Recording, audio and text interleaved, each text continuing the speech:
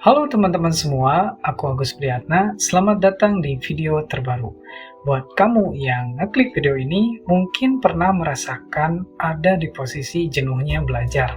Dan belajar itu sangat membosankan gitu. Dan kok belajar gitu-gitu aja gitu kan. Nah, tenang, kamu pun gak sendirian. Aku pernah berada di posisi itu. Dan begitu mengesalkan juga gitu kan. Buat aku pribadi, kenapa sih aku terjebak dalam kondisi ini gitu. Nah, kali ini aku ingin nge-share kepada teman-teman semua bagaimana caranya aku agar bisa belajar berjam-jam nih tanpa membosankan gitu. Nah, kalau teman-teman mengetahui cara yang satu ini, aku yakin belajar jadi gak kerasa gitu kan. Tahu-tahu udah beberapa jam gitu kan. Dan insya Allah mungkin ini akan bermanfaat buat teman-teman semua. Nah, jadi cara ini tuh sudah aku lakuin gitu di segala produktivitas aku, bukan hanya belajar aja. Jadi bisa dalam hal membentuk sebuah habit baru gitu kan. Nah, teknik ini bisa teman-teman lakukan. Nah, nama teknik ini mungkin teman-teman sudah pernah mendengar atau juga ada yang belum gitu. Nah, nama teknik ini adalah teknik Pomodoro.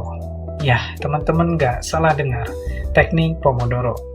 Oke, dalam video ini kita akan membahas nih asal-usul teknik Pomodoro itu apa, kemudian bagaimana cara menerapkannya, dan apa sih manfaat yang bisa kita ambil dari teknik Pomodoro ini. Jadi teman-teman, teknik Pomodoro ini diciptakan oleh seorang mahasiswa Italia bernama Francesco Cirillo pada akhir tahun 1980-an yang menggunakan timer berbentuk tomat. Ya, jadi Pomodoro itu berasal dari bahasa Italia yang artinya itu tomat, teman-teman, untuk mengatur sesi belajar dan istirahat. Nah, kemudian prinsip dasarnya itu apa sih gitu kan? Nah, prinsip dasar dari teknik ini itu berfokus pada menjaga konsentrasi kita dan mencegah kelelahan mental dengan cara membagi pekerjaannya tuh menjadi bagian-bagian kecil gitu dan bisa dikerjakan dengan fokus penuh. Dan ada yang dinamakan juga siklus Pomodoro. Jadi siklus ini yang pertama 25 menit fokus. Jadi kerjakan satu tugas dengan fokus penuh selama 25 menit. Kemudian 5 menit waktu untuk istirahat. Kemudian ulangi ya siklus ini selama kurang lebih 4 kali. Dan kemudian istirahat panjang di akhirnya sekitar 15 menit atau 30 menit. Nah, langsung aja cara kita menerapkannya itu seperti apa. Biar teman-teman semua tahu gambarannya gitu. Cara menerapkan teknik Pomodoro ini begitu simpel, teman-teman. Yang pertama yang harus kita lakukan adalah siapkan lingkungannya. Jadi sterilkan tuh, jauhkan dari sumber distraksi, mau itu ponsel, mau itu media sosial, email, dan lain sebagainya. Pokoknya yang bisa mendistraksi kita gitu. Yang kedua, tentukan tugas. Jadi kalau kita tugasnya mau belajar nih, tentukan dulu. Kemudian mau belajar apa? Biologi, fisika, atau pelajaran yang lain gitu. Yang penting kita tahu dulu, tentukan tugasnya. Kemudian yang ketiga, atur timer. Nah, di sini kuncinya teman-teman. Atur timer kita itu selama 25 menit. Cukup 25 menit aja. Kemudian langkah selanjutnya adalah kita fokus. Nah, fokus kerjakan tugas dengan fokus selama 25 menit. Nah, setelah itu ketika alarm berbunyi, tet gitu kan. Nah, kita istirahat tuh selama 5 menit.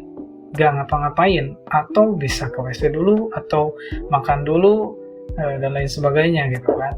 Nah, setelah 5 menit itu berakhir, nah kita lakukan lagi siklus yang sama, 25 menit.